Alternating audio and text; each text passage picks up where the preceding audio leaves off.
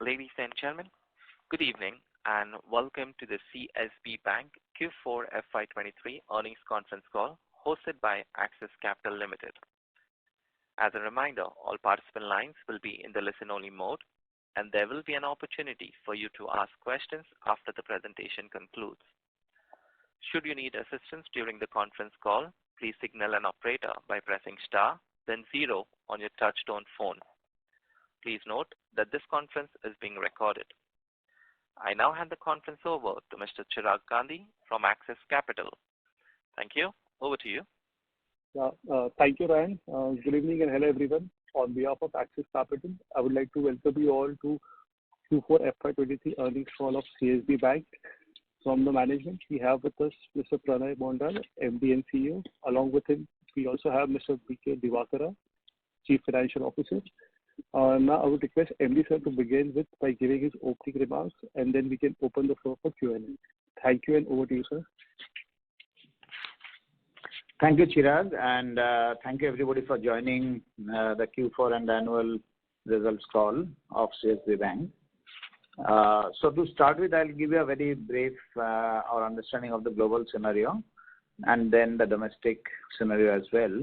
So on the global economic activity, we can see while it remains robust amidst the high inflation levels, tight financial conditions and looming geopolitical uncertainties. Amidst the slow growth and tardy easing of inflation, the global slowdown impact is turning out to be less severe than expected. So far, at least, that's what it looks, but we have to wait and watch. These conditions are expected to prevail for a while, and inflation rates, until inflation rates moderate significantly. Both IMF and the World Bank have projected world output year-on-year growth rates of less than 3% in 2023 and marginally above 3% in 2024. And market is expecting a 25 basis Fed rate hike in May 23, and then take a call to pause provided there are no major data surprises inviting rating action beyond May. On the domestic side, of course, the global challenges kept aside, Indian economy continues to be looked as a bright spot, both locally as well as based on some global commentary. Domestic growth was buoyant in Q4 of FY23.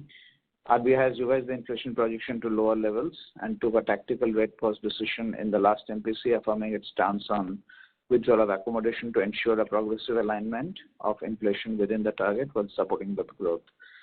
The latest MPC announcements, the inflation for FY24 is projected at 5.2% and GDP at 6.5%. At the current inflation, as the current inflation is within the target, no rate hikes are expected in the short term until and unless there are any surprises on the strong data releases. The 10-year GSEC rates plunged from a band of 7.35 to 7.4 in March to around 7.1 to 7.15 levels right now after the policy announcements. Liquidity that has was on a slight deficit mode. Went to a surplus around 2 lakh crore, and it has normalized a little bit more now. The cumulative impact of monetary action taken in FY23 is still unfolding, and the real rate of transmission is getting spilled over to FY24. As per the RBI statistics, the banking system deposits grew by around 10% this quarter, and advances by around 16% for the year.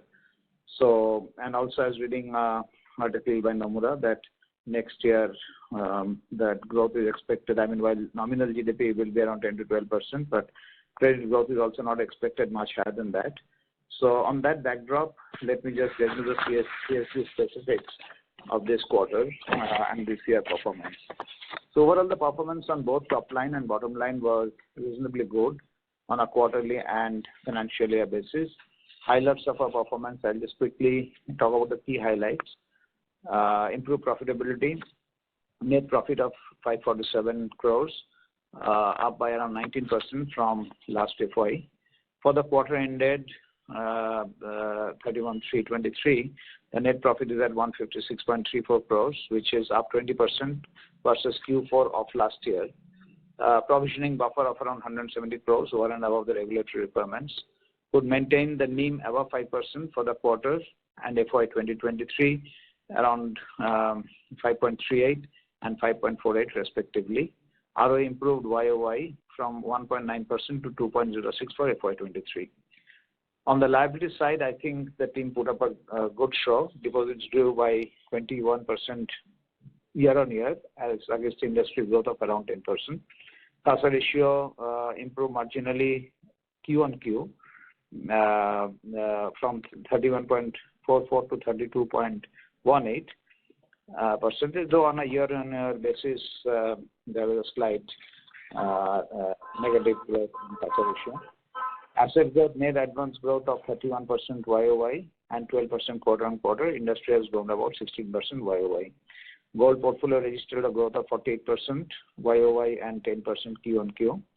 Yield on advances for Q4 FY23 is at 11.17% with an improvement of 15 bips from Q3 to FY23. Yield on assets for FY23 is 10.92 and it was 11.21 in FY22. Improved asset quality metrics is also another key highlight. Fared pretty well in all key indicators like GNPA at 1.26%, NNPA at 35 basis points at 0.35%, and PCR 92%, which is with the write-off included. And contingency provisions accounted in the books is higher than NNPA, continuing with the accelerated NPA provision higher than the RBI requirements and contingency provisions. We have fully provided the SI portfolio in line with the RBI guidelines. And on the capital, in spite of a growth of almost 30%, the CRAR is above 25, it's around 27.10%. Low proportion of risk-weighted assets compared to the industry has helped us in this. And on the shareholder value creation, book value per share has reached 176, EPS 31.55, ROA 20.35%. On the investments, we are making major investments into branches. So we plan to open at least 100 more branches in FY24. Working on technology enhancements, lending systems, liability systems, payments, channels, core system. I mean, there's a host of work that is going on the technology side, and a major investment this year. I mean, this year our major investment will be on technology, distribution, people, and channels. And also we will become a truly pan-India bank, because more than 60% of our branches, incremental branches this year, will be in North and West regions. In conclusion, the success of our organization has 4 elements in it: vision, aspiration, passion, and execution. Our vision for now is SBS 2030, which is the sustain, build, and scale theme launched last year, which is well imbibed within each and every CSBN, and they are translating into reality. The entire team is aspiring for this to happen and working passionately towards it. The achievements in the year gone by have boosted our confidence as far as execution is concerned, and we embark into the most crucial of SBS 2030. In FY24, we are planning a lot of investments, especially in the technology space, which I just talked about, where payback period will be closely tracked. We know that it will be an exciting journey, and the kind of synergistic approach we are taking within the bank will continue to expand our footprints pan-India, and we will remain focused on our current goals, and we hope to have an even better year next FY. With that, I hand over the conference, and in case Mr. Divakara, you want to add a few points, post which we will hand over the conference back for the questions. Nothing specific from my side, Pralay. You have elaborately covered it. So as during question answer session, if anything needs to be clarified, I will chip in. Sure, thank you. So we can get into the Q&A. Thank you. Ladies and gentlemen, we will now begin the question and answer session. Anyone who wishes to ask a question may press star and 1 on their touchtone telephone. If you wish to remove yourself from the question queue, you may press star and 2.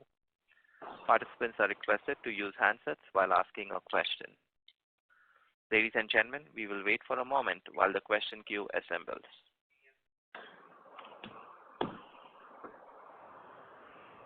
Our first question comes from the line of Jay Prakash Toshniwal from LIC Mutual Fund. Please go ahead. Hello. Good evening, sir. Thank you for taking my question. Two questions. One, first on if you can comment on any more HR hiring which you are looking or which you have done in this quarter on the senior leadership side. So we are almost 70% done on the senior leadership side. So, and when we say senior leadership, now we are no longer looking at only CXO level, because CXO level almost 80% is done. We are looking at CXO +1 and CXO +2 as well, and we have significantly enhanced that side of the leadership strength out there. We are also doing a lot of hiring on the front end as well, and every product vertical and every business vertical and support vertical. So we are enhancing everything, because the way we are planning our growth next year and for the next 7 years till for our SBS 2030, we are not looking at a single or 2 or 3 products. We are looking at whole service franchise, and for which the only way to do is to create the right verticalization, so that there is a clear focus on this, and then integrate the verticalization through a common kind of a platform. So because of that, we have actually significantly hired a lot of senior people in the last 6 months, and we'll continue to have more hirings there. So last year, overall, our number of people we hired was around 2,200. This year, which is around 46 or 47% growth in terms of manpower.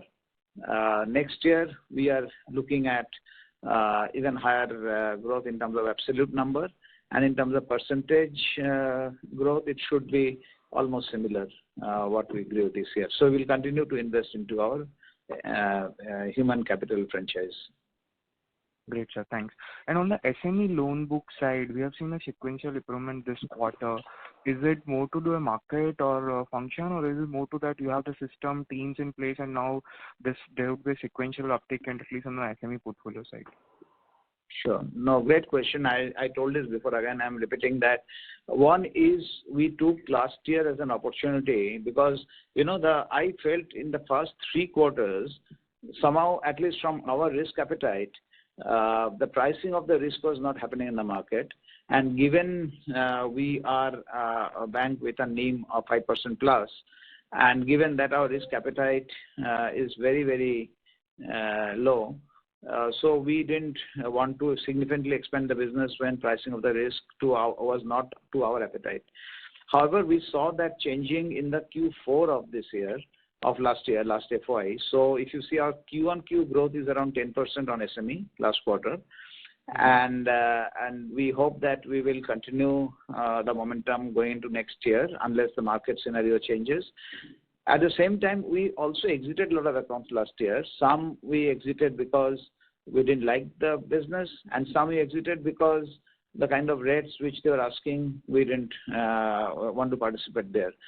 So, but in terms of absolute growth in limit setting, etc., we did a pretty good job in Q4. So we are happy that that momentum is starting to pick up now. Also, we are going pan-India in terms of our SME growth, in terms of franchise. And one of our main models will be to work with every branch, and we are launching our current account and the Canny team, by which between the SME, the current account team, and we have also launched transaction banking. And we have got a very senior resource who is heading the transaction banking. So between these 3 triangulation, will ensure that our SME business starts picking up this year now. So this will be our growth engine for the next 7 years. Great, sir. Just last question on data keeping, sir. Your CAR increased to 27% on a Q&Q basis, while the profit is kind of same as Q3, and we also have the risk RWA to total asset is increased. So if you can help us to understand the reason behind CAR increase. I think Mr. Divakar will be able to answer this question better. Let me try, and then I'll hand over to him. I think one is some of the backing of which also comes in. Also, risk-weighted assets is also low because the gold portfolio has grown faster, and hence our risk-weighted assets to that extent is doing well. But let Mr. Divakar answer this. Yeah. Apart from that also, so as per RBI guidelines now, for taking advantage of this external rating, we need to incorporate bank's name. So somewhere else in some of these cases, though they have promised to include our bank's name, they couldn't do it. So with the results, about almost 1,000 crore of this risk-weighted assets have gone up on account of non-inclusion of bank's name in this external rating exercise. So otherwise, by and large, it is in line with movement in credit enhancement. So apart from that, this is also one of the major reasons why, despite having shown a higher profit growth, this capital adequacy has not moved in tandem with this profit growth. So maybe that is going to be corrected this year. This is what we have been told at the time of next annual exercise of this external rating. They said they have promised to include our bank's name. In quite a few cases, they couldn't do this. So that's why we couldn't get advantage of this AA or AAA. Sorry to interrupt, sir, but just because the Q3 to Q4 is a 200 basis point increase in CAR, while our RWA to total assets has also increased from 38% to 40%. So you think 1,000 crore is because the CAR should be up more than the current number. That's what you're saying. I didn't get this answer. Yeah, because that is March 31st was the deadline for this exercise to be completed. No, that impact was felt in this quarter only, not in the earlier quarter. That is one of the reasons. So otherwise, even credit growth has happened. No, so Q4 growth was quite sharp this quarter. So these are the two main reasons.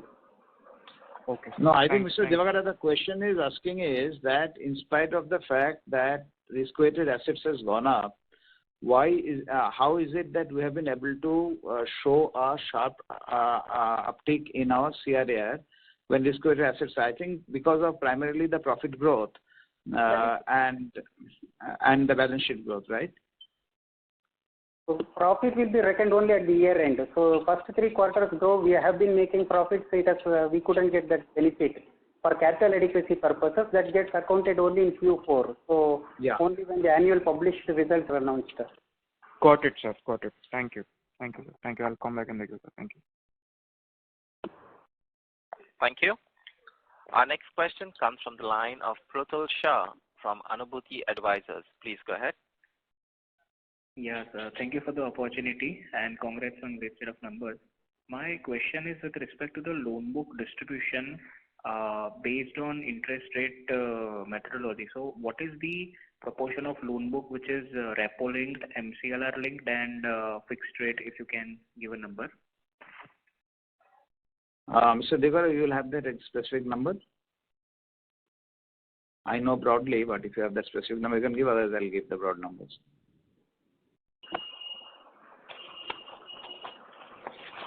Can you just a second, sir.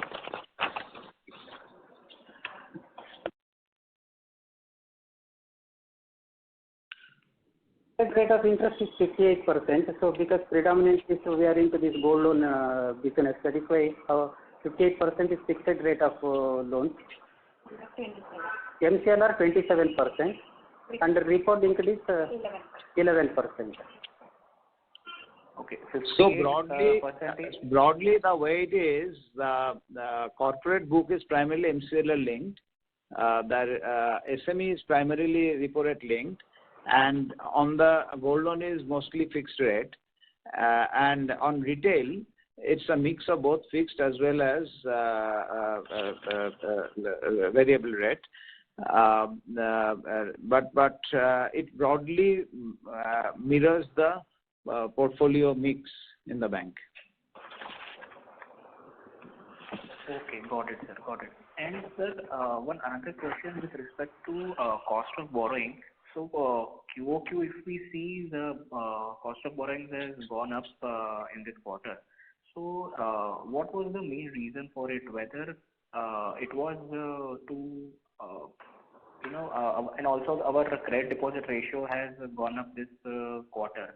So is it that because we are getting opportunity in case of advances, we are borrowing at a higher rate? Is this understanding correct? Would you like to, with respect to cost of borrowings and CD ratio both? So I will give you my perspective on a macro and at a kind of a high level. Then Mr. Devakara can dissect the numbers.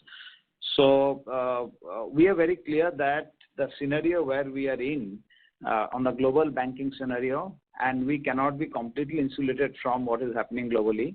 And in a way, we also heard that from RBI governor's speech, which was published in media today, is the liquidity management and the capital management is of top priority of the banking, because that insulates the banks from any kind of unnecessary risk. So while none of that is hitting the Indian shores today, but I think we need to be prudent. So from that perspective, on the capital side, we are very well protected because we are one of the highest CRA ratios in the banking ecosystem. On the liquidity side, I was very clear that we are looking at growth. Strategically, I'm saying we are looking at growth for the next 7 years. And when you are looking at growth, and I've said this before, that I'm willing to sacrifice margins for growth. Okay, so because ultimately we are building a large franchise, and we leverage this franchise over the next decade, 2 decades.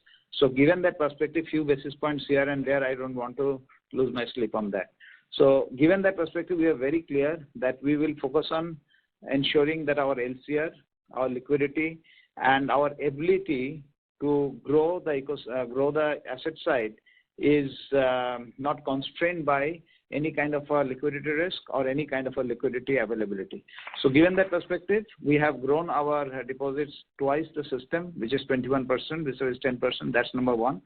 And even with all that, if you look at our CD ratio if you look at all the private sector banks, we are well within that range, actually on the lower end of that range.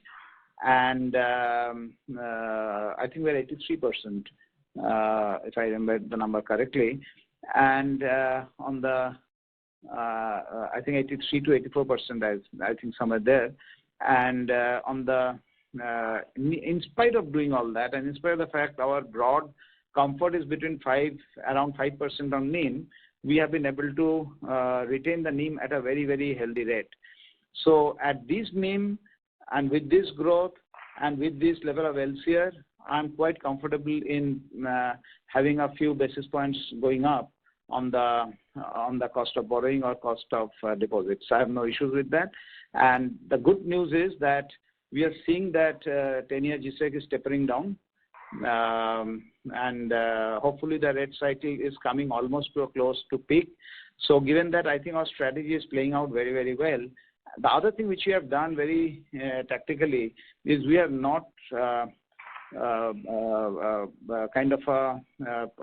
taken long-term deposits or long-term CDs. We have kept our this thing pretty short-term. And to that extent, whatever is there, we are not going to get bound by hard rate for too long a time once the interest rate starts getting flat to starts coming down. So overall, strategically, we are going this way, and I'm pretty confident that we should be able to be closer to 5% plus for some more time. And given that perspective, we are quite happy in building some buffer in the liability side. So that's broadly the strategic perspective the bank has.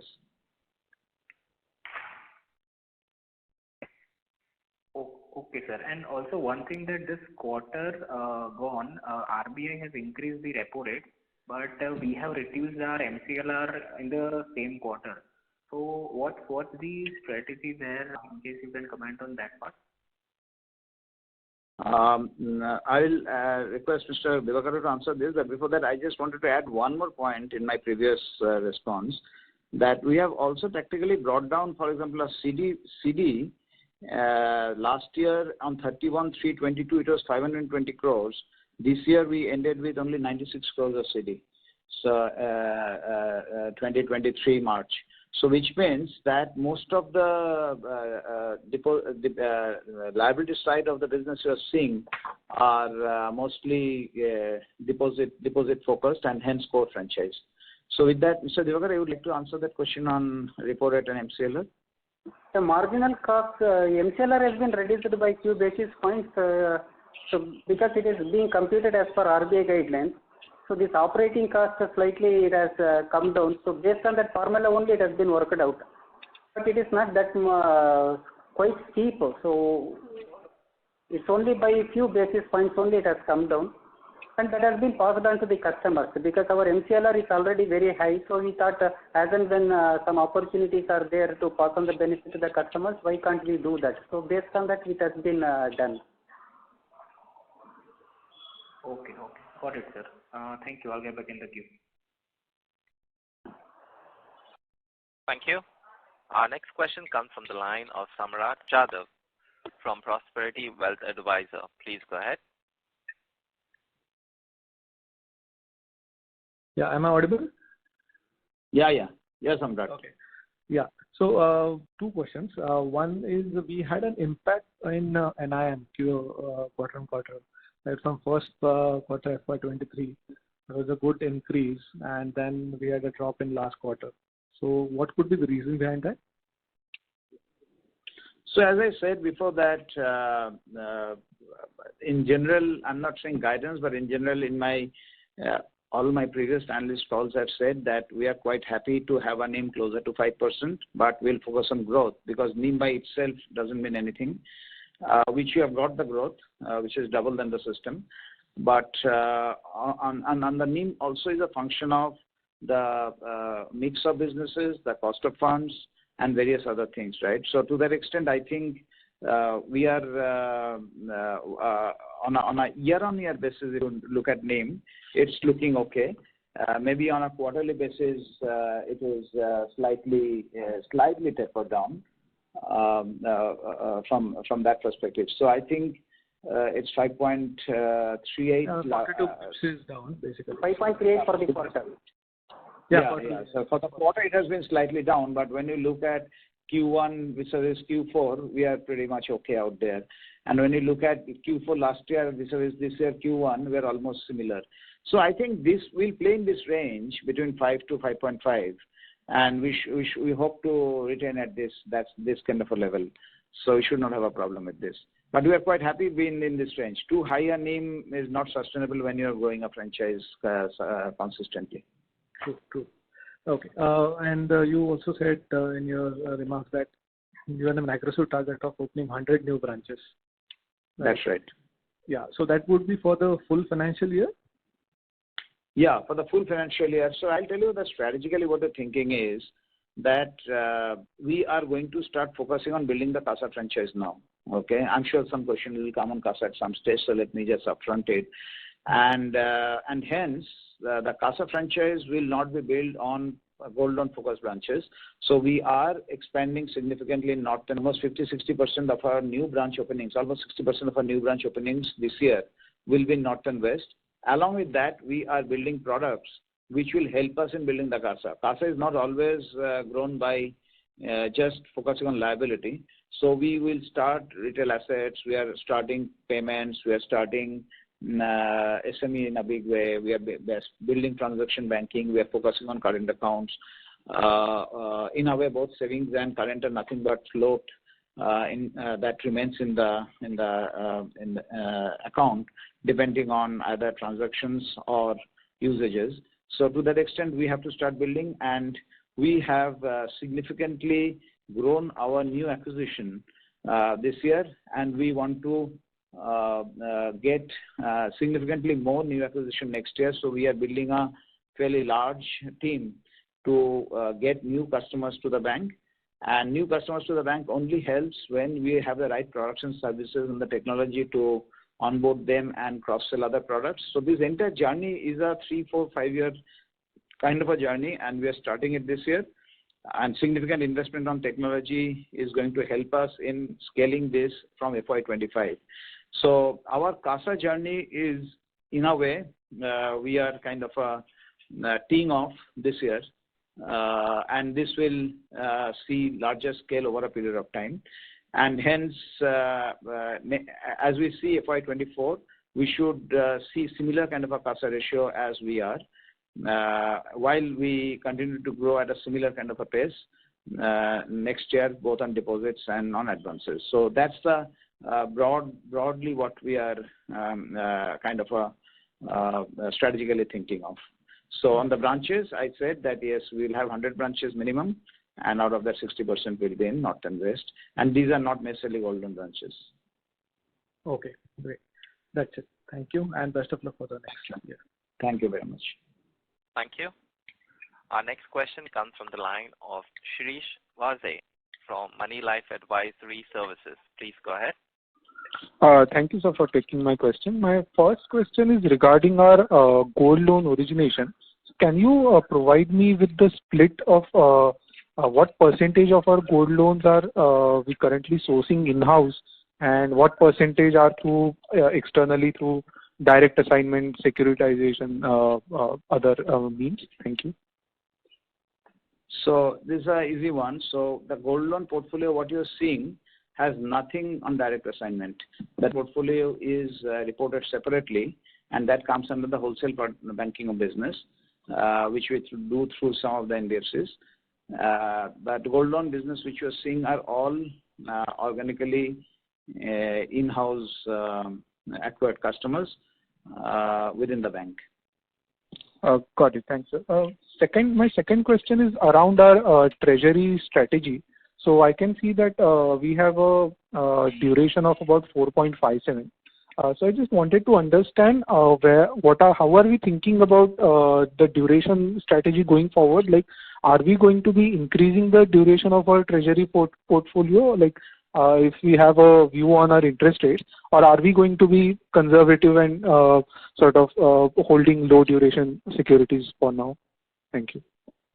So thanks for the question. So I will give a partial answer, and then Mr. Devagara can add to that. So obviously, in the overall global scenario, the way things are playing out, increasing the duration may not be the right kind of a risk strategy, or even from optically, it may not look the right thing to do.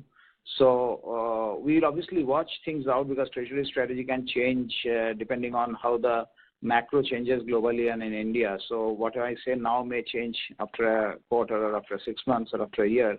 But right now, the way we are seeing, and there are, I mean, as you know, that the yields have softened a little bit in India, the 10-year. So from that perspective, I think we can tactically move some portfolio and book some not only profit, but also reduce the duration of the portfolio. So I think we will use those tactical opportunities to ensure definitely we don't increase the duration of the portfolio. Mr. Devagara, you want to add anything to that? No, M duration of AFS portfolio is hardly 0.37. It's only on account of this HTM. So we don't have anything in HFT also. So only in HTM it is at 5.61. So overall it looks 4.57. But AFS M duration is hardly 0.37%. So we don't envisage any issues on this. Yeah, but I understand the question what you're saying. So I'll tell you what I had done when this issue happened, etc. So, and this is for the entire banking ecosystem. So even when you are in HTM, you can say that hypothetically, what happens if I'm not saying that is going to happen, but I'm just saying what happens if you do a hypothetical calculation of M to M on a HTM portfolio as well, and we do all that calculations, and we see what are the risks, what are the this thing, and what are the challenges, etc. So given that perspective, I think what Mr. Devagara is saying is right. At the same time, there will be tactical opportunity, which I say that you can move one time from HTM to AFS and A, book some profit, B, reduce the duration and things like that. So we look at those tactical opportunity, but overall, broadly, things don't change because we are not into majorly trading, and we, as Mr. Devagara just said, that we don't keep too much of AFS in our portfolio. So that's our strategy. It's not a major, we are not into majorly trading into this kind of portfolio. So, but duration, I don't see how it will significantly go up from here. Got it. Thanks, sir. I'll go back in the queue. Thank you. Our next question comes from the line of Mona Ketan from Dolat Capital. Please go ahead. Yeah, hi sir, good evening. So my first question is on the cost of deposits. So we saw this rise of 55 bits Q on Q rise in cost of deposits this quarter. So one, I just wanted to understand what exactly led to this, and two, assuming that there is no interest rate increase, what sort of rise in cost of funds per quarter could one sort of anticipate, broadly speaking? Thanks, Mona, for the question. In a way, I partially answered this question already, that we wanted to ensure that we have enough buffer and dry gunpowder in the system to grow, not only for last year and last quarter, but on a sustainable basis, especially when our NIM and other things are looking very good. So I don't, somewhere you have to ensure you take a call. So given that perspective, we have ensured that our LCR and our CD ratio and our liquidity is extremely strong. Having said that, when so much of increases happen on the repo rate, at some point of time, somewhere some increase will happen on the cost of funds also. On the cost of deposits also. So, and that has happened this quarter, because if you see, for us, this never happened in the whole year, right? This is only in one quarter which has happened. Last year we ended at 5.29. Last quarter we ended at 5.24. Where RBI will tell us that you are not transmitting the this thing to the customers. No, so we also have to be looking at that, and that's a little more on the lighter side. But having said that, I'll tell you what we did tactically. We said that we will keep it little more shorter term. Okay, we will not, because we knew that there is a reasonable likelihood of GSEC flattening out, and hence we didn't take too much of a longer call. And that takes me to the second part of your question, which is what would be the outlook ahead for the next few quarters or next year. I think outlook ahead is reasonably flattish from here, and we don't see too much of growth on cost of the marginal growth can happen, but I don't see anything which will impact on NIM to that extent, which eventually actually impacts your P&L positively or negatively. So that is not keeping me awake at night, the NIM and this thing, cost of deposits at this point of time. Okay. So when I look at your, so I see that most of the rises come from higher term deposits. Now, when I look at your quoted rates or card rates, they have not necessarily increased over the quarter. So is it like a lot of wholesale term deposits coming at higher cost, short term, or something like that? So, see, you know how much business happens in a tight liquidity situations on card rates. Okay, we all know that, and we were at least I can tell you that we were lower than some of the larger banks where we are quoting even, but nothing is really wholesale as such. Most of these are retail. By RBI terminology, these are wholesale because these are more than 2 crores, but these are actually mostly retail customers, except for 1 or 2 maybe wholesale customers were there. But mostly these are retail customers. The way we know means retail branch banking source them basically from that perspective, but they could be slightly larger ticket size. Secondly, none of these businesses which we did, I was very clear that we are not going to compete with some of the banks which are giving very high rates. We are not competing there. I said that only when the top 3 largest banks, top 3 largest private sector banks, there I said that either will match or will not do the business. So to that extent, this is mirroring what the larger part of the market was and not some of the players which we are giving, because we didn't participate there. And thirdly, the benchmark rate, the card rates, generally one do it very carefully, because you have an existing book. You have existing, for example, savings book, FD book, renewals, and all of that stuff. So you know how this entire thing plays out. So one would handle the card rate very carefully. Otherwise, the cost of funds can go up very, very high. So that's the way, I mean, that's a very standard practice across all banks, so we have followed that. But yes, to some extent, special rates, if you can ask, special rates had gone up last quarter a little bit for the entire ecosystem and the industry, and that is true for us also. But we have not given crazy rates in the market to buy business. We have not done a single deal which is higher than any of the three largest private sector banks or at what rate they are doing those businesses. Mm-hmm. Got it.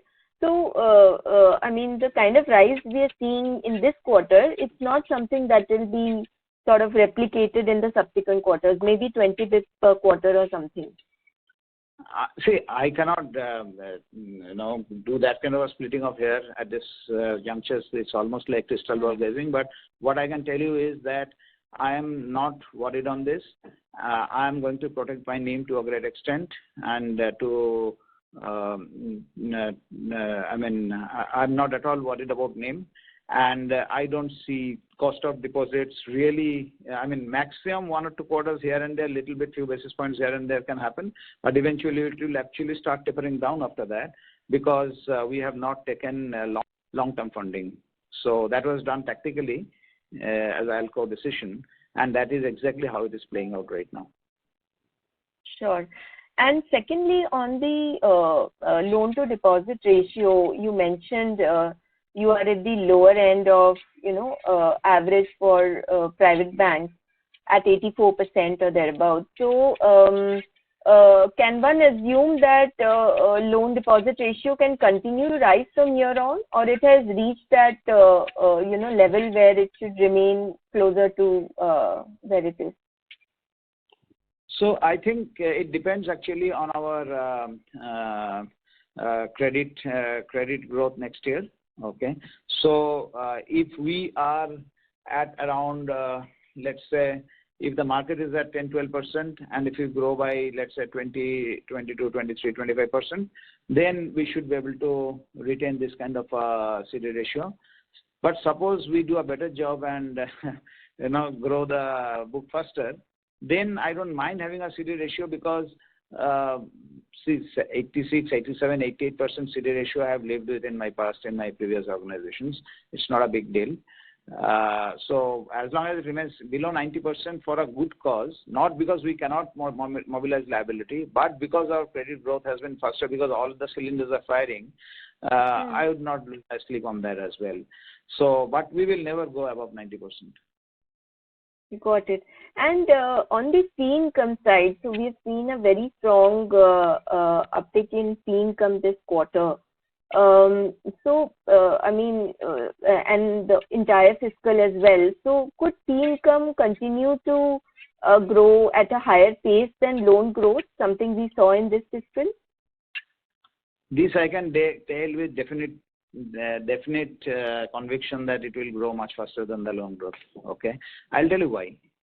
And this is something, and actually, if you look at most of our operating metrics, Mona, most of the operating metrics, if you follow my analyst calls in past or our one-on-one meetings, most of these trajectories exactly moving in the same line which I have talked about before, and that's what gives me and my management a lot of satisfaction, that it is moving exactly as predictable, each of the operating metrics. So on this fee income, let me tell you, which I had told before, that we had a significantly lower fee income this year on treasury and on PSLC income. I think between the two, we did almost 31 crores lesser than last year between the two. Okay. In spite of that fact, we have grown by 28% on the fee income, which is in line with the credit growth. Next year, the PSLC income will come back for reasons which I've explained before. Right. And we do have a very good PSL book this year as well. And our momentum on the processing fees will only go up, because with credit cards and retail assets and SME businesses coming in and transaction banking getting launched, the granularity of the fee income is only going to improve significantly. And our TPP business, trade, forex, we are focusing a lot more on NRI and trying to ensure that our some of the remittance happens on the NRI book directly through the bank. So all of these will give us significantly higher traction on fee income. So I'm very bullish on the fee income. I said that sometime back, if you take X Treasury and X PSLC, our fee income is to be less than 5% of the total income. And I said that at some point of time by SBS 2030, we should be somewhere around 17-18%. In fact, we are ahead of that trajectory. We have almost reached, I think, 13-14% or something like that, or 15%, I don't know. So I think, or at least definitely, I think in the next 2 years, we should be able to reach at least 15% of our coming through the fee income of the overall income, which will be then we are in the same league as the big players. So I think we are well on track on that front, and this is something which is doing very well. Got it. And so if I look at this quarter, the 44% growth in, the core fees, which is commission and processing fees. So this already included, or what has this benefited from? Is it the same things you mentioned, cards, trade, forex, transaction fees? No, those have not yet come. So this has come primarily from gold, insurance, some debit card, credit cards, small little here and there, ATMs and all that. And so mostly it is, and liability fees, of course, the standard liability fees, which also has grown. Because as you add more customers and this will kind of grow to that extent. So I think we have done the basics right. Next year we'll add on few more cylinders to it, and these basics which you have done right, some of them will fire even better next year.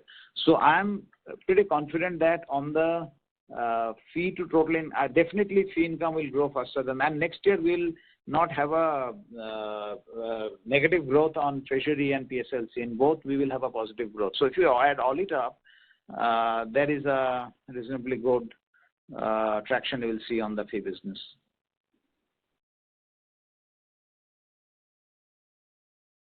Thank you. Ladies and gentlemen, in the interest of time, please restrict yourself to one question and one follow-up question. Our next question comes from the line of Sheel Shah from Samiksha Capital. Please go ahead. Yeah, thank you. Thank you for the opportunity. So we had a great year in terms of asset quality, and we saw improvement each quarter. We had a negative credit cost for 2 years in a row, and now it is definitely outstanding. For FY24, can you please share credit cost guidance and your thoughts on slippages for FY24? So before that, let me just tell you what happened in FY23 and what is the good news in that. Other than recovery from return of books, upgradation of accounts, I think the other factor, which is slippages, is something which makes me very happy, because the slippages has been pretty positive for us, the entire trajectory. So what it tells us that our risk management, our credit governance, and all of that is working very well for us. So that's number one. And hence, going ahead into next year and future, we see that we have a good risk and credit governance, which finally leads to credit cost, right? Secondly, on the credit cost, yes, we had continued to improve on our credit cost, and we were more negative this year than last year as well. I think it is around 25 basis points, I think, negative this year, compared to, I think, 7 basis points last year. But this, of course, this cannot continue forever as you grow your book.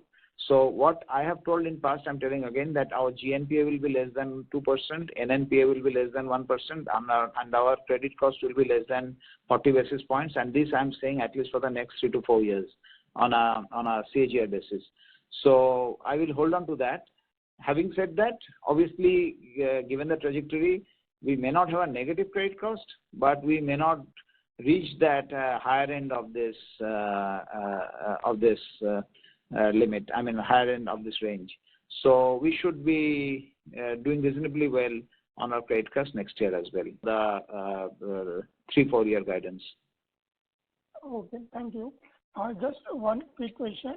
If you can just share a total investment in tech that we have done for the current year? Total investment? Yeah, in the tech investment. Tech investment.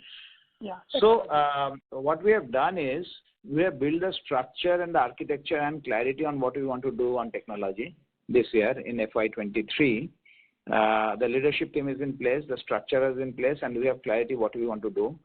The easiest way to say what you are doing in technology is almost 70-80% of what is there in the bank won't be there after 2 years. Okay. Whether it is the core system, whether it is the LMS, whether it is OS, whether it is the corporate net banking, whether it is the entire API integration, I can go lead management system, the entire project management system. I mean, whatever I talk, the entire architecture. So we got full clarity this year how much we started investing this year, but the big investments are coming in the next 2 years. So in terms of capex, most of the capex will be through in the next 2 years in the bank, which obviously on accounting principles will flow through over X plus 3, X plus 4 basis. And hence it's not that everything will hit the P&L, but maximum investments in terms of capex will happen in the next 2 years in the bank. And after that, obviously, we will continue to do bits and pieces here and there. And that's where the major investment will come in FY24 and FY25. And we'll try and see if we can execute it right. A lot of that will get front-ended in FY24 itself. This is a big investment for us, and this is a big strategy for us next year. Okay. Okay. Can you just quantify it? I mean, it's a difficult number to give, but what I can tell you is that in terms of, because I've told it before, I can repeat it, that our, whatever our annual product, hopefully we should be able to invest that kind of a money in capex. Obviously, it will get apportioned over 3, 4, 5 years. Okay. Thank you. Thank you so much. Thank you. We take our next question from the line of Shrish Vaze from Money Life Advisory Services. Please go ahead. Yeah, thank you, sir. I just had one small question regarding regulatory treatment of our bank. So in terms of RBI classification, we are classified as an old private sector bank. Where we are trying to kind of transform the business towards a new private sector bank. So just wanted to understand from a regulatory perspective, does that have any material impact on us that we are classified as an old private sector bank vis-a-vis competitors who are new private sector banks? Thank you. Frankly, I have not thought through this yet. Since you have asked this question, I have to now think about it. But from a regulatory, license, from a license perspective, whatever I understand is we can almost do everything what large new private sector banks can do. If there is any restriction anywhere, not that I am aware of, Mr. Divakara, would you know anything? No, I don't think so. Any restrictions are there? We can do all business what they are doing as of now. But I'll check this out. This has never crossed my mind actually, because we have not actually faced any hurdle in doing anything so far. So I have worked in 2, 3 large private sector banks before. 3 large private sector banks before, 2 large and 1 medium. And whatever I have done, so far nothing I have been told not to do here actually. So, but let me take a clarification on this. Got it. Thank you, sir. Thank you. Our next question comes from the line of Mona Ketan from Dolat Capital. Please go ahead. Yeah, hi sir. I just had 2 additional questions. So firstly, you mentioned that there's this plan of big investments this fiscal as well.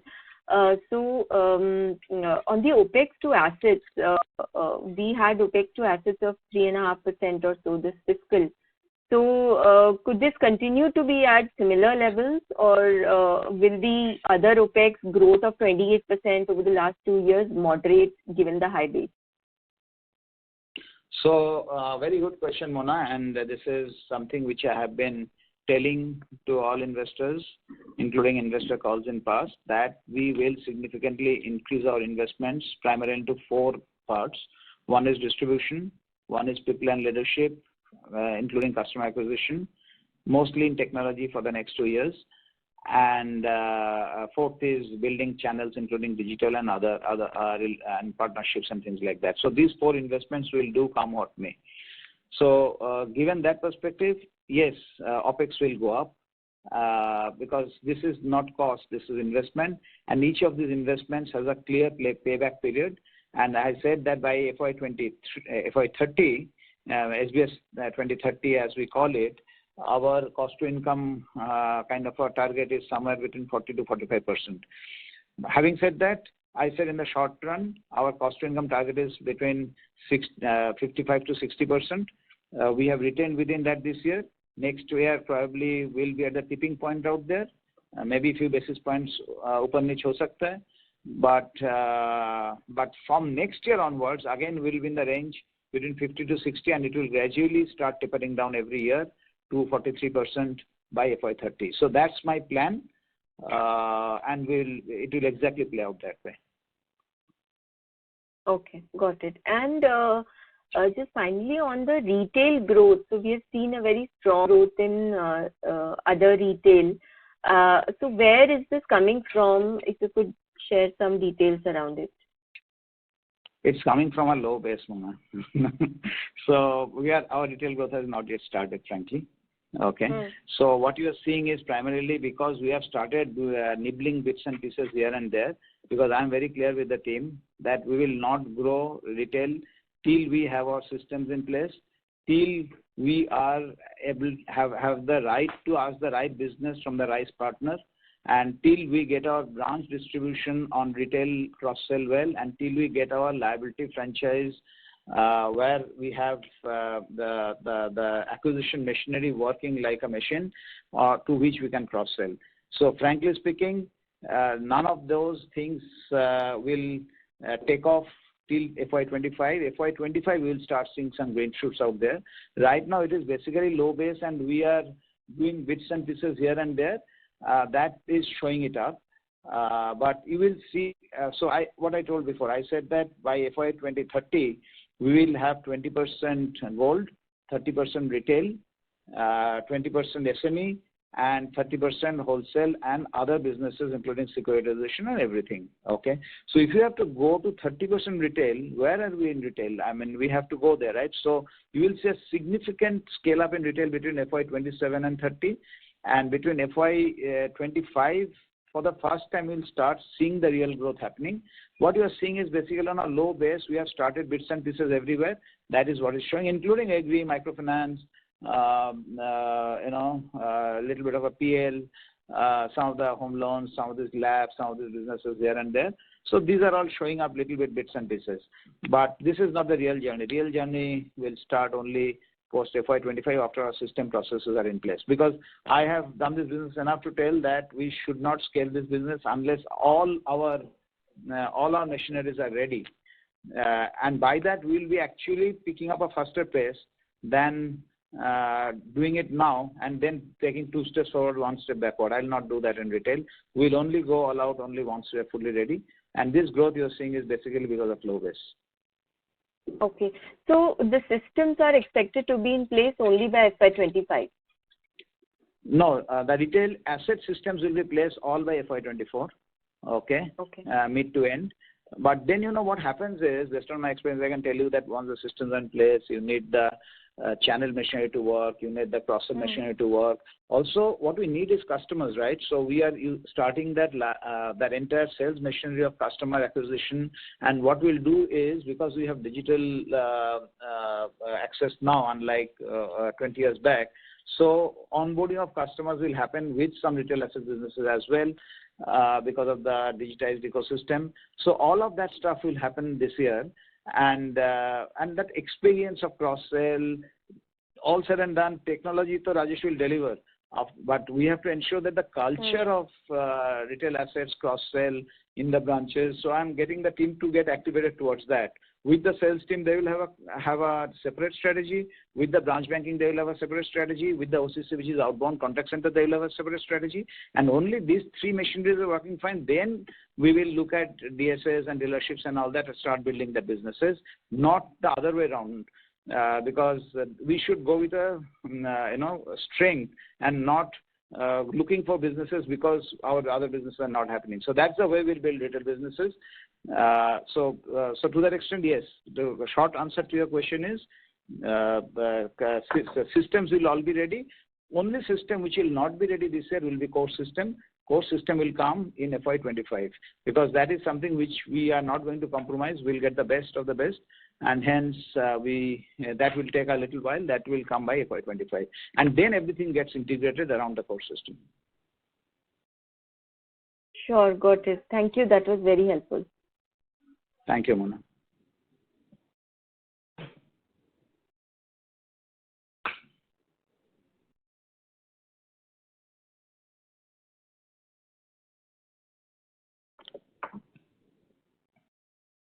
Chirag, any further questions? Ladies and gentlemen, due to time constraint, we take our last question from the line of Pallavi Deshpande from Samiksha Capital. Please go ahead. Yes, sir. Thank you for taking my question. Just previously you mentioned about the special deposits. So what will be the share of that in the total deposit mix? And secondly, on the NBFC side, just seeing some exposure ticking up to that. So what kind of NBFCs would we see? See, typically, I don't have that exact data, but I think we have always worked on a 30-70 kind of a model where 30 is large ticket. I mean, for us, large ticket is very small ticket also from an item perspective, but whatever you can call as special rates, special deposits. Generally, it has been 30-70. Maybe it would have gone up a little bit last quarter, but again, it will come back to somewhere around 30-70 or 35-65 because most of these are relatively, it is not more than a year or 6 months kind of a thing. Also, you must understand that we ran off our CD book completely almost, right, which I told from, fairly 500 something we had CD book. We brought it down to 95 crores. So 594 to 94 crores. So we ran off almost 500 crores of CD book last year. So given that, I think we had that special dispensation in a way to build some book on a shorter term basis, which we have done. And hence we have buffer on CD and things like that. And CD rates are coming down and things like that. So it will be a play of all of this till our entire CASA franchise machinery fully picks up. So I'm not so unduly worried on this percentage, but it may have gone up a little bit this quarter compared to what we generally have around 30-70. But I'm giving a very broad picture. I exactly don't have the data in front of me. Yes.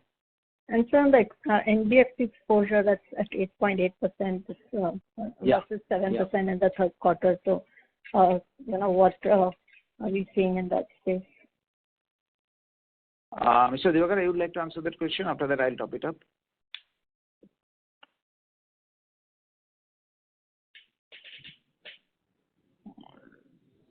I don't think Mr. Rivera is able to answer this.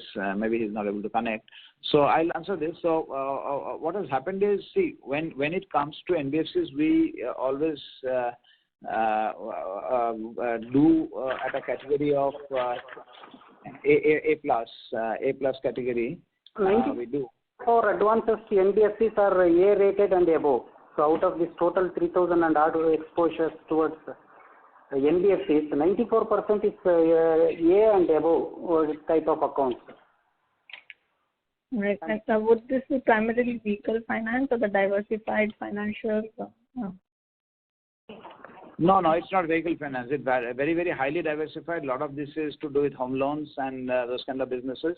So these are highly diversified. In fact, not too many is vehicle actually. Right. And so lastly, on the recoveries from written off accounts, what would the figure have been for this year? I guess it would be part of the other income. Sorry, I didn't get the question. The recoveries from written off accounts, how much would that have been this year versus last year? I'm talking about the amount that's included in the other income from this.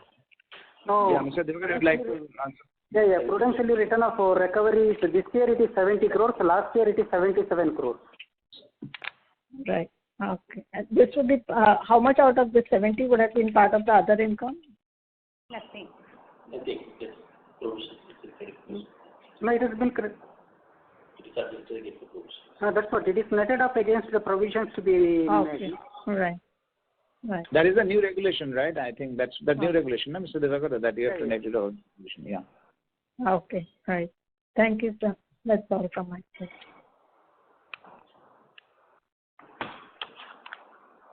Thank you.